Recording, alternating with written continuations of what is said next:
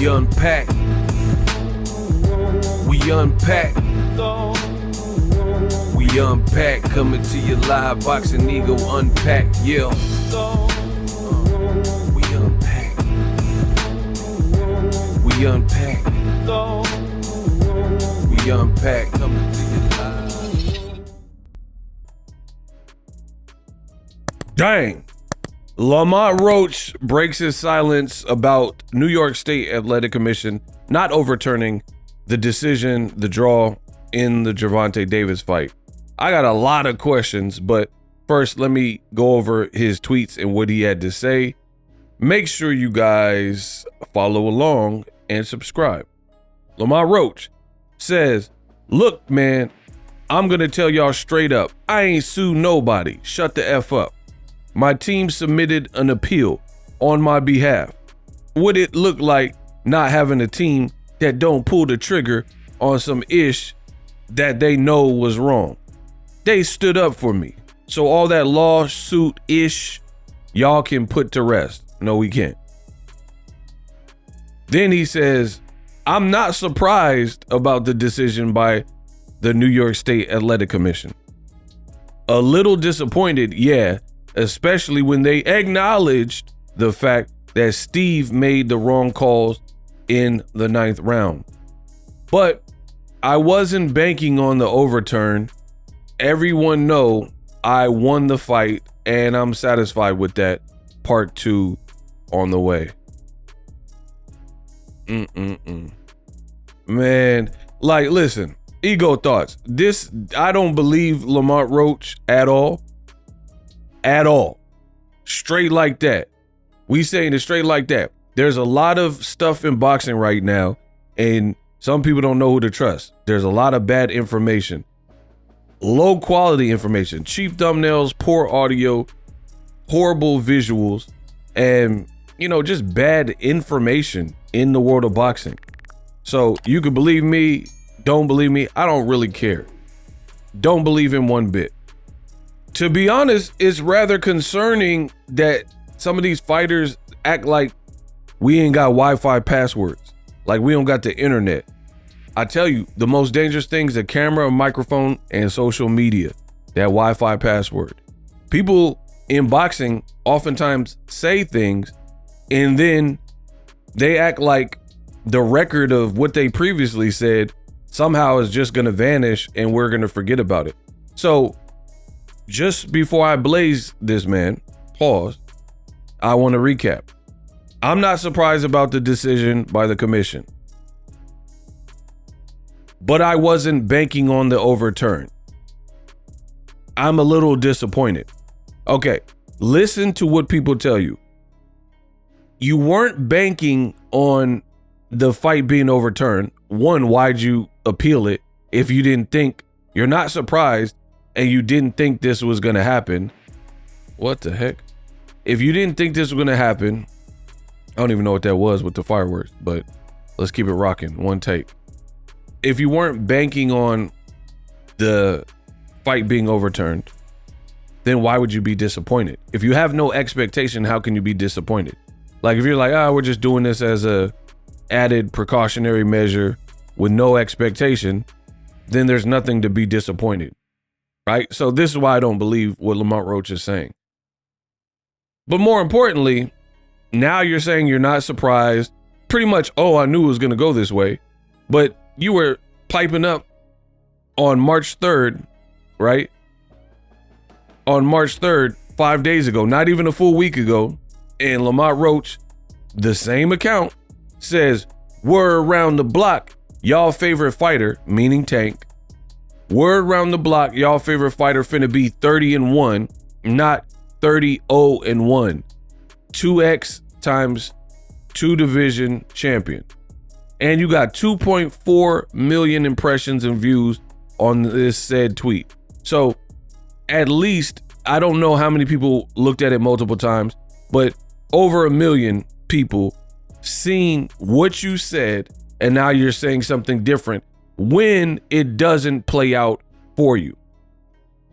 You was saying your favorite fighter Tank is finna be 30-1, not 30-0 and 1 draw. So how are you now telling me with a straight face, oh, I'm not surprised about the decision. I knew it could kind of go this way. I'm just a little disappointed. It don't make sense. But I wasn't banking on the overturn. Then why did you put that post out? Why did you put the tweet saying that? And the dummies of boxing ran with it. They ran with it and told Boxing Ego, I didn't know what I was talking about when I said they're not going to overturn this fight. Everybody who watches my channel, whether you like me or you don't like me, the videos are up and they're going to tell you that's what I had to say about this. I said, why would they overturn it? It makes no sense. Now, after you failed and your team failed trying to sneak a win, you on some different stuff like, man, I'm just a little disappointed. I'm not surprised though. I knew it could go this way. Back to my initial point.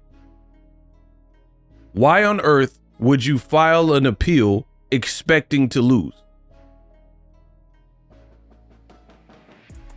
It's like filing a lawsuit and you're like, no, you don't have a case. So who is going to waste the time of their team, their resources, if they know it's dead in the water and they don't really have a case there, right? It doesn't make sense. So now, after the commission ruled how they ruled and it favored Tank, which is what Boxing Ego told you would be the case, now he's talking about, oh man, I'm not even surprised. I'm just a little disappointed. Bro, you should be disappointed because you, along with the Tank haters, was like, oh, Tank finna be 30-1. He not gonna have this undefeated record. Surprise, he got the undefeated record. And now what Boxing Ego said from the beginning, just run the rematch. If you think you did so well, run the rematch, beat him. If you did it once, you should be able to do it again. But the reality is, I don't think Lamont Roach truly believes that. He knows Tank is gonna come with it. He knows there wasn't this huge separation. He knows the hair grease and whatever is not gonna be something to taking a knee. You gonna have to put Tank down. He not to take a knee. That was just some fluke, weird freak accident, grease in my eye, chemical burn, irritant, temporarily blind moment. I mean, we watched 30 Tank fights, 30 plus Tank fights or whatever. Never seen nothing like that happen. It was a one-off and that's it. But the reality is the men lie, women lie, numbers don't. Lamont Roach landed 112 punches. Tank landed 103. Tank's punches were harder because he's a harder puncher and they were very surgical.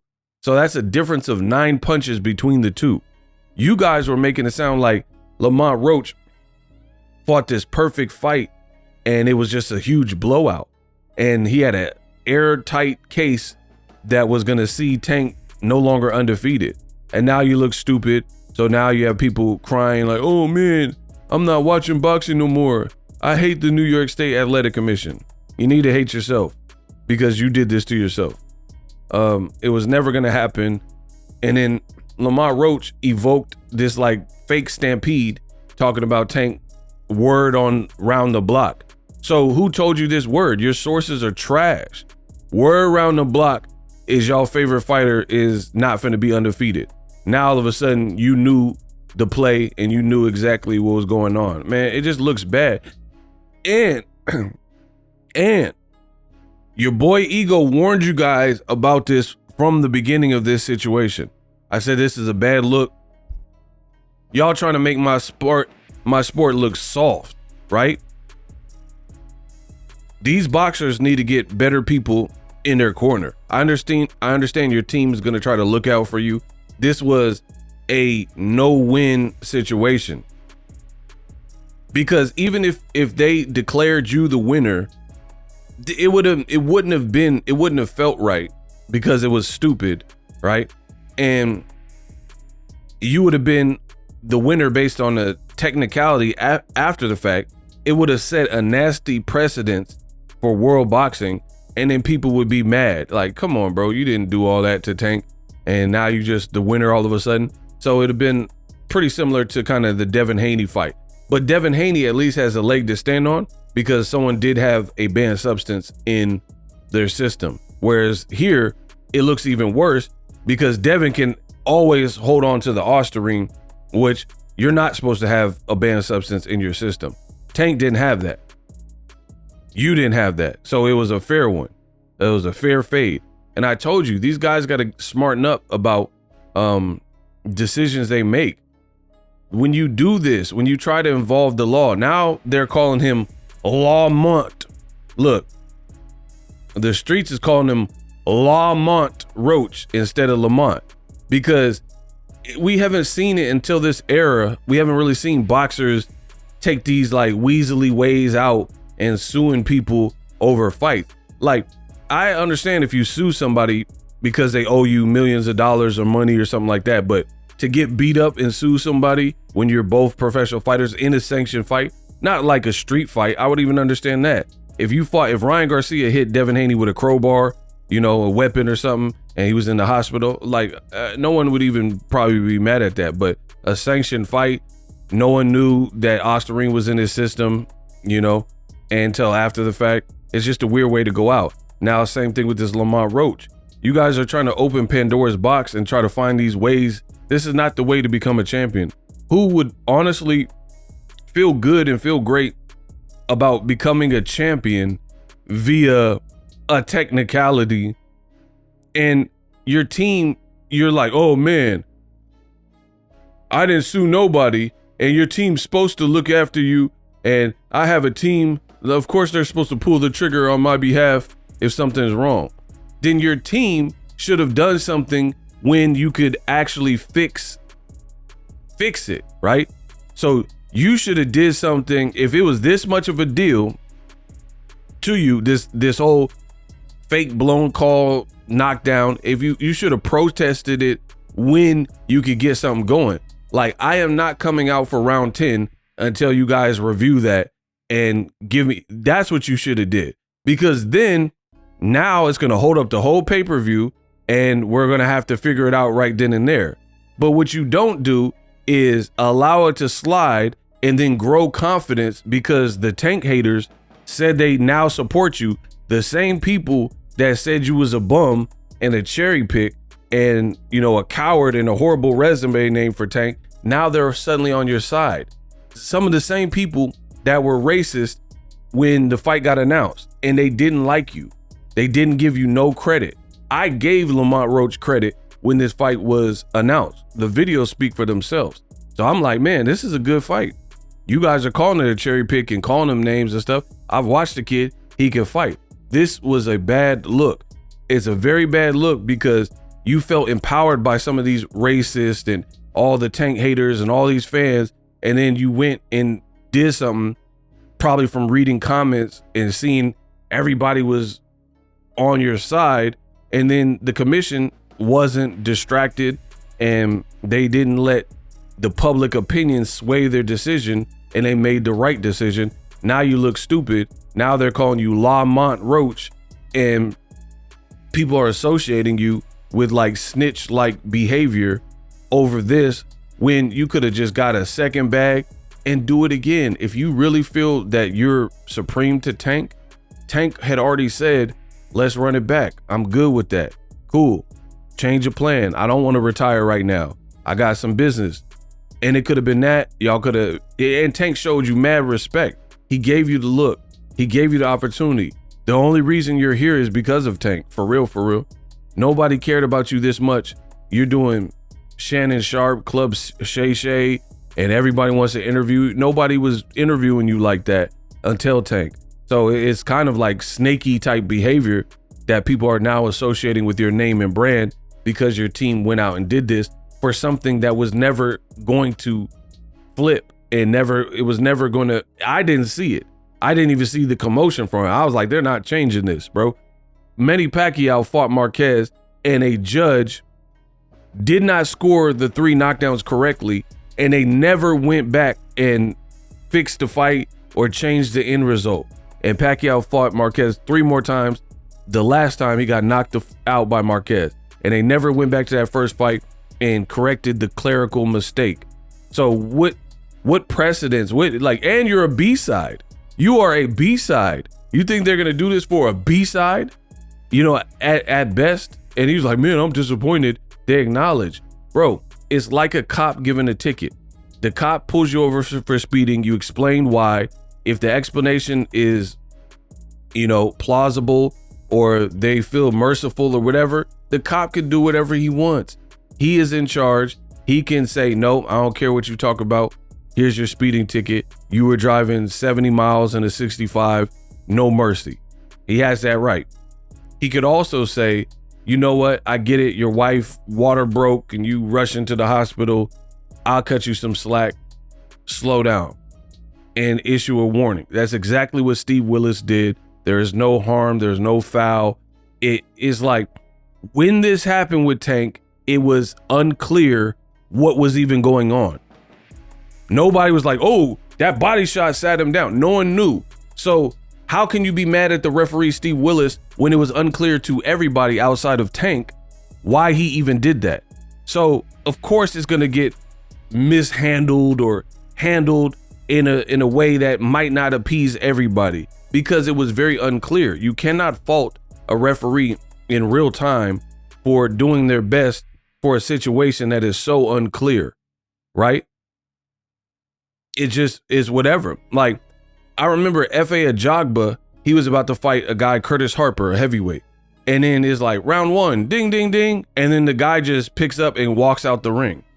That weird stuff happens like that in boxing all the time.